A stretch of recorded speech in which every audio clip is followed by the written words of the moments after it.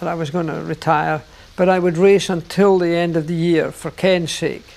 But Jackie made the decision, knowing he was handing over the reins to a safe pair of hands, his young understudy, Francois Sever. And a very promising number 2 in the Tyrrell team. For Jackie, there were two aims, I think, that year. To wrap up another title, to end on a high, but to give Francois that little leg up to make sure that he could continue in that vein for the Tyrrell family, which was so important to all of them.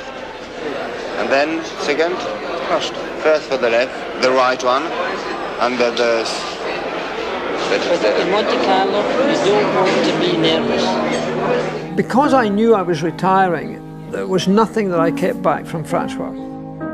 He was a very attractive man for the ladies. He had unbelievable eyes, a great sense of humour. He had a fantastic physique, like a young fighting bull. And as a racing driver and as a teammate, I couldn't have had a better one. There was an affection there, a genuine affection that Jackie had for Francois. He was part of the Stewart family. You would think that Jackie teaching me everything he knows, I will become another Jackie Stewart. Peut-être. Well, but for the moment I'm far to be as good as Jackie Stewart. So I'm Francois Sever. Team Tyrrell had a bright future.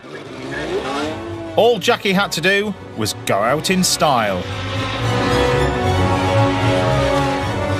In 1973, we just couldn't do a thing wrong.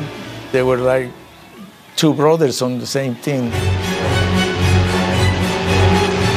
Jackie kept his decision to retire a secret and approached his final season with renewed vigour. Jackie Stewart racing towards the finishing line. With teammate Sever second, a triumph for Stewart and the British Tyrrell fourth.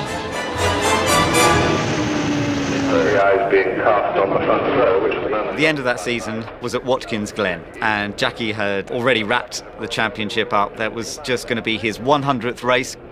And Friday we practiced and we were quick. We looked like we could win the race. On the eve of Jackie's final race, Ken Tyrrell came to him with a master plan. Everybody would love it if you're leading the race and you move over and let Francois win. And I said, oh, Ken, you know, you're asking a lot. This is my last race ever. If I can win the race, I'd love to. He said, yeah, but you'd be even bigger if you didn't. Mr. Sever was the winner of the 1971 Grand Prix in the United States. Certainly there is no noise, and there is no cars coming back to the pit. Francois Sever was killed in an absolutely appalling accident. I was one of the last to arrive, and there was debris everywhere. And Francois was still pretty much half in the car. I would hate for anybody to see that. I was so shocked by it, but then I was so angry that the sport could do this. And I stayed for what I thought was long enough, but looking back, I wish I hadn't left when I did. Tyrrell Ford went through the guardrail. No reason has been given for the accident. Everybody in the team were terribly affected, naturally. Jackie got together with Ken Tyrrell and they decided they were going to withdraw the team.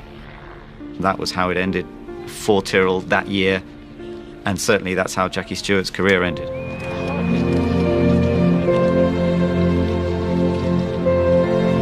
He missed his 100th Grand Prix. He achieved his World Championship for the third time, but he did it in very tragic circumstances. I then said I was no longer going to be a racing driver. It was a decision I have never, ever regretted. I was never tempted ever to go back. It just never entered my head.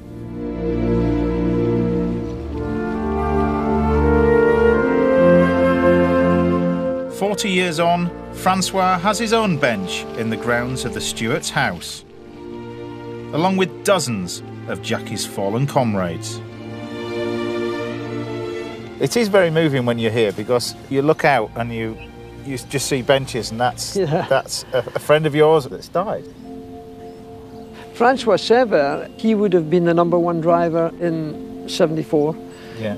And I think he would have gone on to win the World Championship. He was that good. You know, what should have been a terrific ending for me, because I think we could have won the race. And that was the end of that.